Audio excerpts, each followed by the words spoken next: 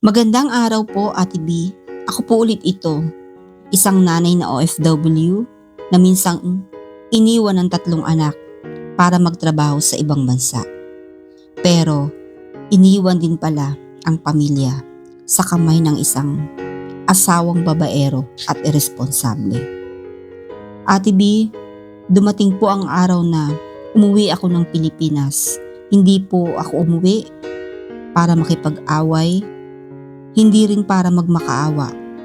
Umuwi po ako bilang isang ina, nagising na sa katotohanan at handang ipaglaban ang mga anak niya. Pagbukas ko pa lang ng pinto ng bahay, ramdam ko agad, hindi na ito ang tahanang iniwang ko noon. Huminga ako ng malalim, pinunasan ko ang luha ko at sa unang pagkakataon, matapos ang napakaraming taon, hinarap ko ang asawa kong babaero nang may tapang. Sinabi ko sa kanya, hindi pasigaw, hindi galit na galit, kundi malinaw at diretso mula sa pusong sugatan, pero matatag. Lumayas ka sa pamamahay ko. Hindi ka karapat-dapat dito. Hindi ko ito tinayo para wasakin mo. Ang bahay na ito ay para sa mga anak ko.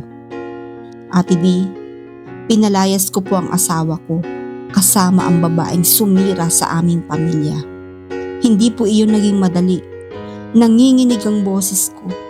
Masakit sa dibdib, pero sa puso ko, malinaw kung hindi ako tatayo, lalo lang masasaktan ang mga anak ko. Yung konting ipon na dala ko mula sa abroad, hindi ko po iyon sinayang. Imbis na magluksa, nagtrabaho ako. Nagtayo po ako ng maliit na sari-sari store. Hindi po maluho, hindi malaki, pero marangal. Araw-araw akong gumigising ng maaga, nagbabantay, nag-iipon, nagdarasal. Unti-unti nabuhay ko ang mga anak ko. Unti-unti na ibangon ko ang pamilya ko.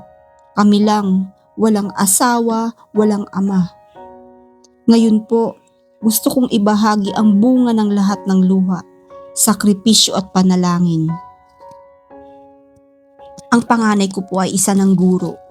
May dangal, may direksyon, may takot sa Diyos. Ang pangalawa ko po ay isang sundalo, handang magsilbi sa bayan at ipaglaban ng tama. At ang bunso ko po ay malapit ng matapos ng nursing. Sa awa ng Diyos, graduating na siya. Kapag tinitingnan ko silang tatlo, napapaiyak ako.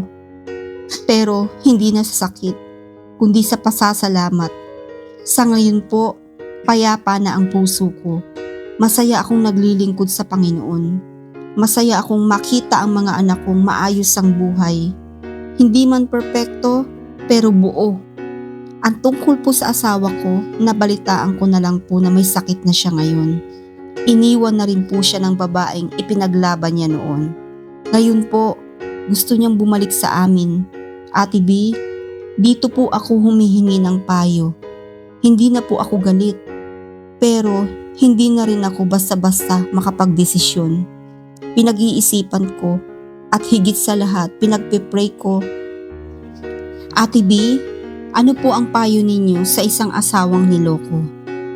Isang inang sinaktan, pero piniling tumayo para sa sarili at sa mga anak. Paano po magpapatawad kung ang sugat ay matagal nang gumaling, pero ang alaala ay nandoon pa rin? Paano po tatanggap muli nang hindi isinasakripisyo ang kapayapaan na patagal ko nang ipinaglaban? At paano po malalaman kung ang pagbabalik ay bunga ng tunay na pagsisisi o dahil wala na siyang mapuntahan? Maraming salamat po Ate B sa pakikinig sa kwento ko. Ito po ang part 2 ng buhay ko. Isang kwento ng pagbangon, paninindigan at pananampalataya. At anuman po ang maging desisyon ko, ipinagkakatiwala ko ito sa Diyos dahil alam kong hindi niya kami iniwan noon at hindi niya rin kami iiwan ngayon. Maraming salamat po. Ito po ang kwento ng buhay ni Sarah. Isang ina, isang OFW na matapang na hinarap ang buhay kasama ang Diyos. Ang kanyang pinagdaraanan ay patunay na kahit gaano kabigat ang pagsubok, may pag-asa pa rin naghihintay sa mga pusong marunong magtiwala sa Panginoon. Abangan niyo po ang part 3 kung saan ibabahagi ko ang godly advice na maibibigay ko kay Sarah para sa kanyang susunod na hakbang.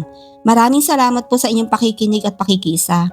Samahan niyo po muli ako, Ate B, sa mga susunod pang kwento ng buhay ng ating mga OFW.